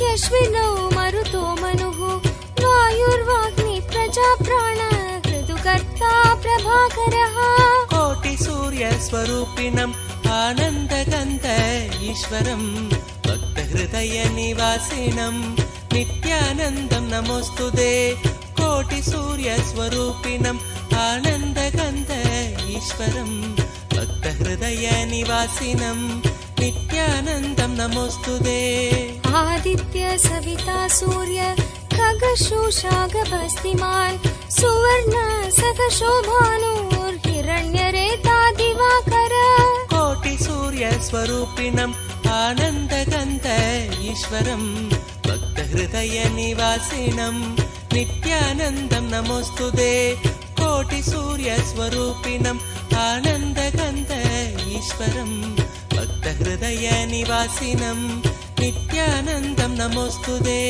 हरिदश्व सहस्रार्चि सप्तसप्तिर्मरीचिमान् तिमिरोन्मत्तन् शम्भुत्विष्ट मार्ताण्डांशुमान् कोटिसूर्यस्वरूपिणम् आनन्दगन्ध ईश्वरं भक्तहृदयनिवासिनं नित्यानन्दं नमोऽस्तुते कोटिसूर्यस्वरूपिणम् आनन्दगन्ध ईश्वरं भक्तहृदयनिवासिनं नित्यानन्दं नमोऽस्तुते हिरण्यगर्भ शिशिरः स्तपनो भास्करो रविः अग्निगर्भो अतिदे पुत्र शङ्कः शिशिरनाशनः कोटिसूर्यस्वरूपिणम् आनन्दगन्ध ईश्वरं भक्तहृदयनिवासिनं नित्यानन्दं नमोऽस्तुते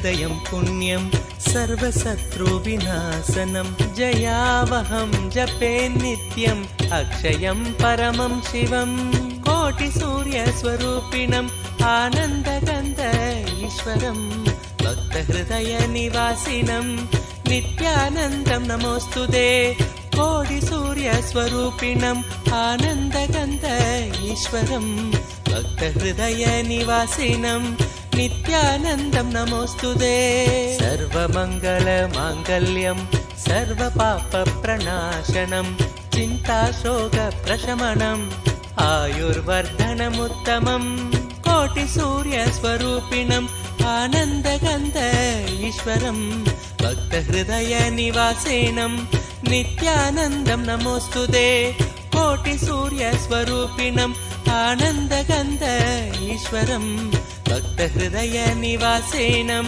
नित्यानन्दं नमोऽस्तुते रश्मिमन्तं समुद्यन्तं देवासुरनमस्कृतं पूजयस्व विभस्वन्तं भास्करं भुवनेश्वरं कोटिसूर्यस्वरूपिणम् आनन्दगन्ध ईश्वरं भक्तहृदयनिवासिनं नित्यानन्दं नमोऽस्तुते कोटिसूर्यस्वरूपिणम् आनन्दगन्ध ईश्वरं भक्तहृदयनिवासिनं नित्यानन्दं नमोऽस्तुते सर्वदेवात्मको हेश तेजस्वी रश्मिभावनः एव देवासुरगणान् लोकान् पादिकबस्तिभिः कोटिसूर्यस्वरूपिणम् आनन्दगन्ध ईश्वरं भक्तहृदयनिवासिनं नित्यानन्दं नमोऽस्तुते कोटिसूर्यस्वरूपिणम् आनन्दगन्ध ईश्वरं भक्तहृदयनिवासिनं नित्यानन्दं नमोऽस्तुते एष ब्रह्मा च विष्णुश्च शिवस्कन्द प्रजापतिः महेन्द्रो धनदकालो यमः सोमो ह्यपाम्पतिः कोटिसूर्यस्वरूपिणम् आनन्दगन्ध ईश्वरं भक्तहृदयनिवासिनं नित्यानन्दं नमोऽस्तुते कोटिसूर्यस्वरूपिणम् आनन्दगन्ध ईश्वरं भक्तहृदयनिवासिनं नित्यानन्दं नमोऽस्तुते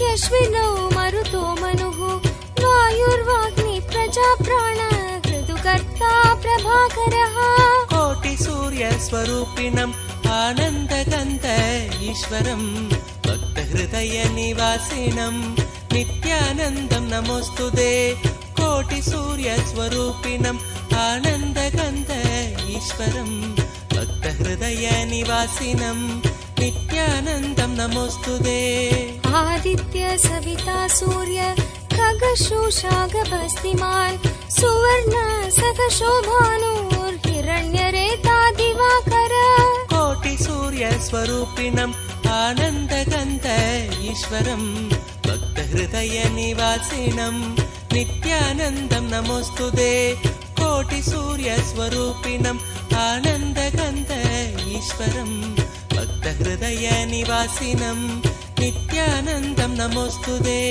हरिदश्व सहस्रार्चि सप्त सप्तिर्मरीचिमान् तिमिरोन्मत्तन् शम्भुत्विष्ट मार्ताण्डांशुमान् कोटिसूर्यस्वरूपिणम् आनन्दगन्ध ईश्वरं भक्तहृदयनिवासिनं नित्यानन्दं नमोऽस्तुते कोटिसूर्यस्वरूपिणम् आनन्दगन्ध ईश्वरं भक्तहृदयनिवासिनं नित्यानन्दं नमोऽस्तुते हिरण्यगर्भ शिशिरः स्तपनो भास्करो रविः अग्निगर्भो अतिदे पुत्र शङ्कः शिशिरनाशनः कोटिसूर्यस्वरूपिणम् आनन्दगन्ध ईश्वरं भक्तहृदयनिवासिनं नित्यानन्दं नमोऽस्तुते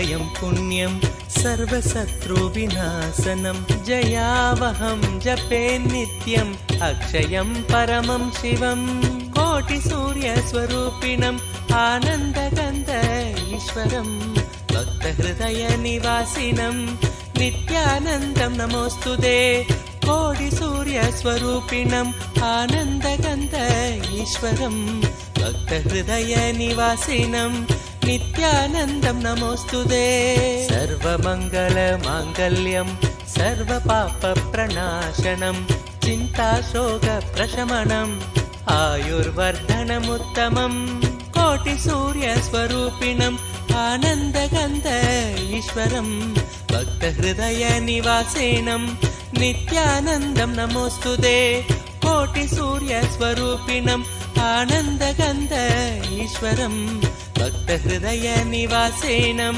नित्यानन्दं नमोऽस्तुते रश्मिमन्तं समुद्यन्तं देवासुरनमस्कृतं पूजयस्व विभस्वन्तं भास्करं भुवनेश्वरं कोटिसूर्यस्वरूपिणम् आनन्दगन्ध ईश्वरं भक्तहृदयनिवासिनं नित्यानन्दं नमोऽस्तुते कोटिसूर्यस्वरूपिणम् आनन्दगन्ध ईश्वरं भक्तहृदयनिवासिनं नित्यानन्दं नमोऽस्तुते सर्वदेवात्मको हेश तेजस्वी रश्मिभावनः एव देवासुरगणान् लोकान् पादिकबस्तिभिः कोटिसूर्यस्वरूपिणम् आनन्दगन्ध ईश्वरं भक्तहृदयनिवासिनं नित्यानन्दं नमोऽस्तुते कोटिसूर्यस्वरूपिणम् आनन्दगन्ध ईश्वरं भक्तहृदयनिवासिनं नित्यानन्दं नमोऽस्तुते एष ब्रह्मा च विष्णुश्च शिवस्कन्द प्रजापतिः महेन्द्रो धनदकालो यमः सोमो ह्यपाम्पतिः कोटिसूर्यस्वरूपिणम् आनन्दगन्ध ईश्वरं भक्तहृदयनिवासिनं नित्यानन्दं नमोऽस्तुते कोटिसूर्यस्वरूपिणम् आनन्दगन्ध ईश्वरं भक्तहृदयनिवासिनं नित्यानन्दं नमोऽस्तुते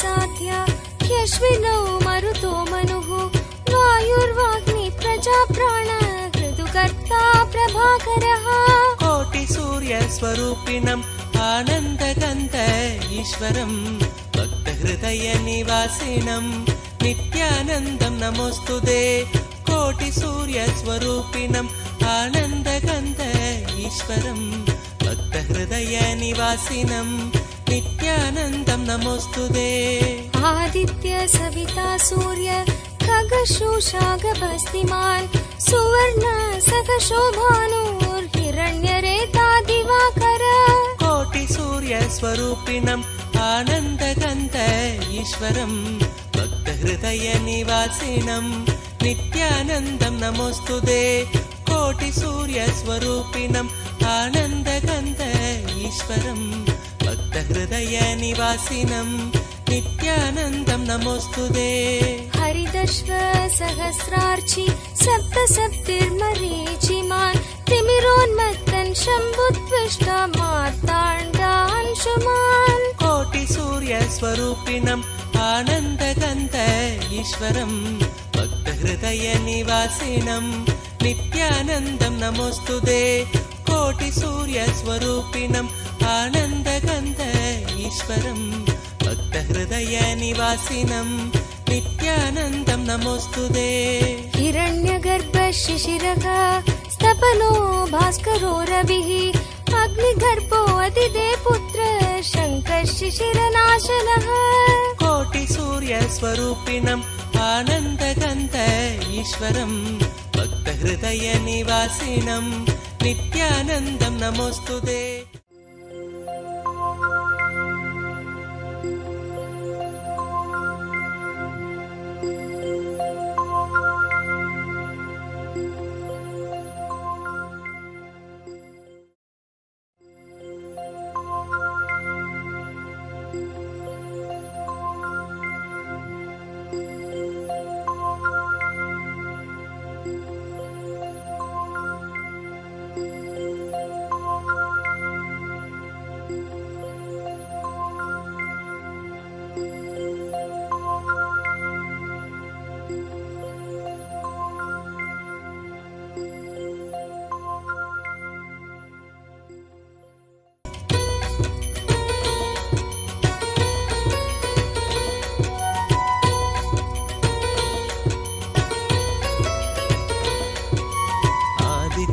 हृदयं पुण्यं सर्वशत्रुविनाशनं जयावहं जपे नित्यम् अक्षयं परमं शिवं कोटिसूर्यस्वरूपिणम् आनन्दगन्ध ईश्वरं भक्तहृदयनिवासिनं नित्यानन्दं नमोऽस्तुते कोटिसूर्यस्वरूपिणम् आनन्दगन्ध ईश्वरं भक्तहृदयनिवासिनं नित्यानन्दं नमोऽस्तुते सर्वमङ्गलमाङ्गल्यं सर्वपापप्रणाशनं चिन्ताशोकप्रशमनम् आयुर्वर्धनमुत्तमं कोटिसूर्यस्वरूपिणम् आनन्दगन्ध ईश्वरं भक्तहृदयनिवासिनं नित्यानन्दं नमोऽस्तुते कोटिसूर्यस्वरूपिणम् आनन्दगन्ध ईश्वरं भक्तहृदयनिवासिनं नित्यानन्दं नमोऽस्तुते रश्मिमन्तं समुद्यन्तं देवासुरनमस्कृतं पूजयस्व विभस्वन्तं भास्करं भुवनेश्वरं कोटिसूर्यस्वरूपिणम् आनन्दगन्ध ईश्वरं भक्तहृदयनिवासिनं नित्यानन्दं नमोऽस्तुते कोटिसूर्यस्वरूपिणम् आनन्दगन्ध ईश्वरं भक्तहृदयनिवासिनं नित्यानन्दं नमोऽस्तुते सर्वदेवात्मको हेश तेजस्वी रश्मिभावनः एव देवासुरगणान् लोकान् पादिकबस्तिभिः कोटिसूर्यस्वरूपिणम् आनन्दगन्ध ईश्वरं भक्तहृदयनिवासिनं नित्यानन्दं नमोऽस्तुते कोटिसूर्यस्वरूपिणम् आनन्दगन्ध ईश्वरं भक्तहृदयनिवासिनं नित्यानन्दं नमोऽस्तुते एष ब्रह्मा च विष्णुश्च शिवस्कन्द प्रजापतिः महेन्द्रो धनदकालो यमः सोमो ह्यपाम्पतिः कोटिसूर्यस्वरूपिणम् आनन्दगन्ध ईश्वरं भक्तहृदयनिवासिनं नित्यानन्दं नमोऽस्तुते कोटिसूर्यस्वरूपिणम् आनन्दगन्ध ईश्वरं भक्तहृदयनिवासिनं नित्यानन्दं नमोऽस्तुते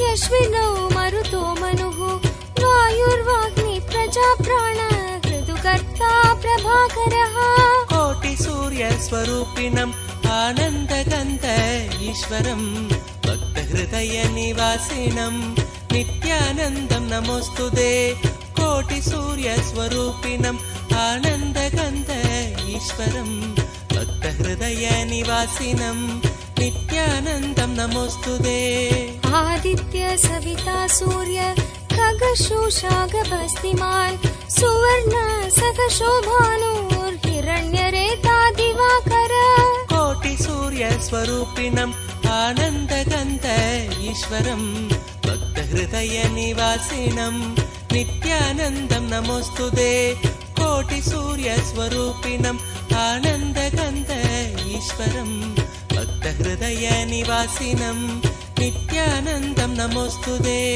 हरिदश्व सहस्रार्चि सप्त सप्तिर्मरीचिमान् तिमिरोन्मत्तन् शम्भुत्विष्ट मार्ताण्डांशुमान् कोटिसूर्यस्वरूपिणम् आनन्दगन्ध ईश्वरं भक्तहृदयनिवासिनं नित्यानन्दं नमोऽस्तुते कोटिसूर्यस्वरूपिणम् आनन्दगन्ध ईश्वरं भक्तहृदयनिवासिनं नित्यानन्दं नमोऽस्तुते हिरण्यगर्भ शिशिरः स्तपनो भास्करो रविः अग्निगर्भो अतिदे पुत्र शङ्कः शिशिरनाशनः कोटिसूर्यस्वरूपिणम् आनन्दगन्ध ईश्वरं भक्तहृदयनिवासिनं नित्यानन्दं नमोऽस्तुते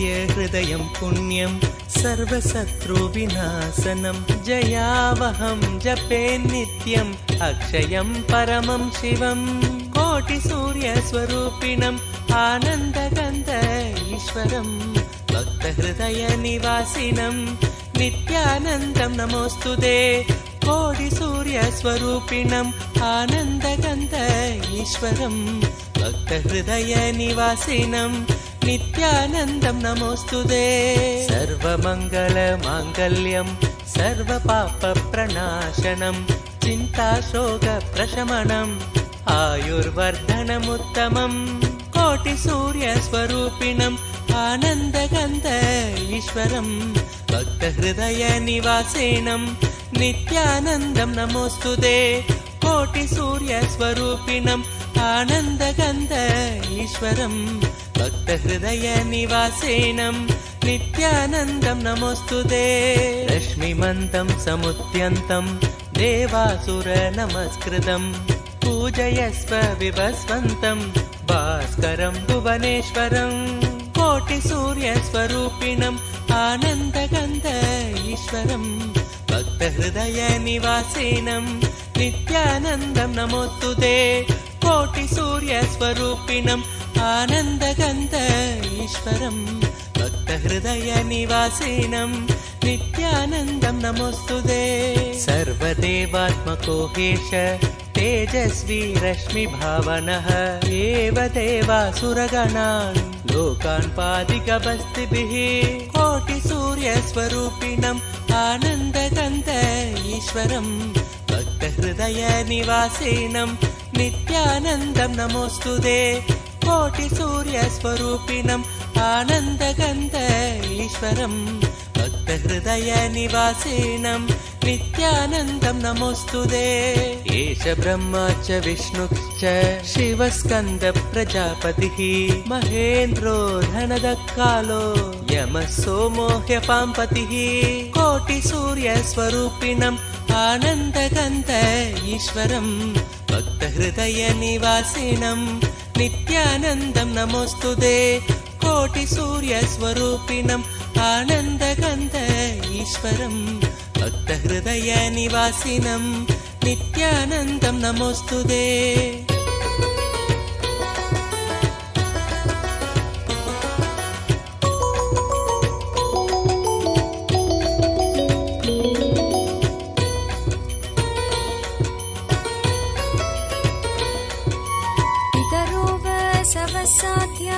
ह्यश्विनौ मरुतो मनुः वायुर्वाग्नि प्रजाप्राण ऋतुकर्ता प्रभाकरः कोटिसूर्यस्वरूपिणम् आनन्दगन्ध ईश्वरं भक्तहृदयनिवासिनं नित्यानन्दं नमोऽस्तुते कोटिसूर्यस्वरूपिणम् आनन्दगन्ध ईश्वरं भक्तहृदयनिवासिनं नित्यानन्दं नमोऽस्तुते आदित्य सविता सूर्य खगशोषागभस्तिमान् सुवर्ण सखशोभानुर्हिरण्यरेता दिवाकर कोटिसूर्यस्वरूपिणम् आनन्दगन्ध ईश्वरं भक्तहृदयनिवासिनं नित्यानन्दं नमोऽस्तुते कोटिसूर्यस्वरूपिणम् आनन्दगन्ध ईश्वरं भक्तहृदयनिवासिनं नित्यानन्दं नमोऽस्तुते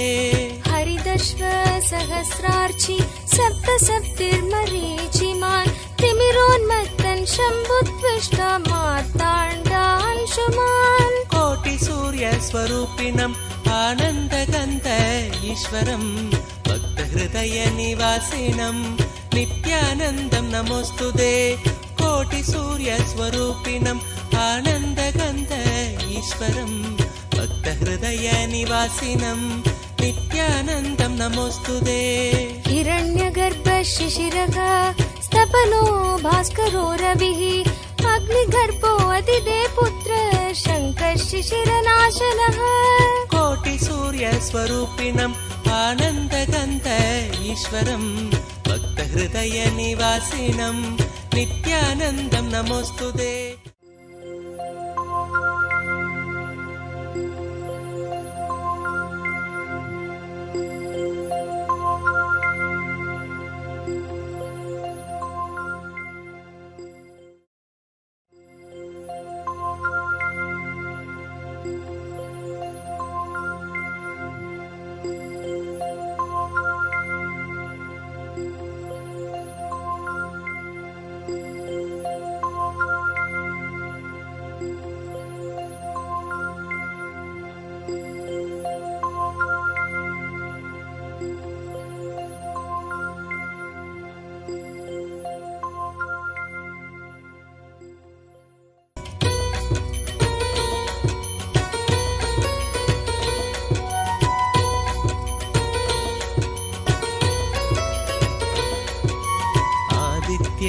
सर्वोदयं पुण्यं सर्वशत्रुविनाशनं जयावहं जपे नित्यम् अक्षयं परमं शिवं कोटिसूर्यस्वरूपिणम् आनन्दगन्ध ईश्वरं भक्तहृदयनिवासिनं नित्यानन्दं नमोऽस्तुते कोटिसूर्यस्वरूपिणम् आनन्दगन्ध ईश्वरं भक्तहृदयनिवासिनं नित्यानन्दं नमोऽस्तुते सर्वमङ्गलमाङ्गल्यं सर्वपापप्रणाशनं चिन्ताशोकप्रशमनम् आयुर्वर्धनमुत्तमं कोटिसूर्यस्वरूपिणम् आनन्दगन्ध ईश्वरं भक्तहृदयनिवासिनं नित्यानन्दं नमोऽस्तुते कोटिसूर्यस्वरूपिणम् आनन्दगन्ध ईश्वरं भक्तहृदयनिवासिनं नित्यानन्दं नमोऽस्तुते रश्मिमन्तं समुद्यन्तं देवासुरनमस्कृतं पूजयस्व विभस्वन्तं भास्करं भुवनेश्वरं कोटिसूर्यस्वरूपिणम् आनन्दगन्ध ईश्वरं भक्तहृदयनिवासिनं नित्यानन्दं नमोऽस्तुते कोटिसूर्यस्वरूपिणम् आनन्दगन्ध ईश्वरं भक्तहृदयनिवासिनं नित्यानन्दं नमोऽस्तुते सर्वदेवात्मको हेश तेजस्वी रश्मिभावनः एव देवासुरगणान् लोकान् पादिकबस्तिभिः कोटिसूर्यस्वरूपिणम् आनन्दगन्ध ईश्वरं भक्तहृदयनिवासिनं नित्यानन्दं नमोऽस्तुते कोटिसूर्यस्वरूपिणम् आनन्दगन्ध ईश्वरं भक्तहृदयनिवासिनं नित्यानन्दं नमोऽस्तुते एष ब्रह्मा च विष्णुश्च शिवस्कन्द प्रजापतिः महेन्द्रो धनदः कालो यमः सोम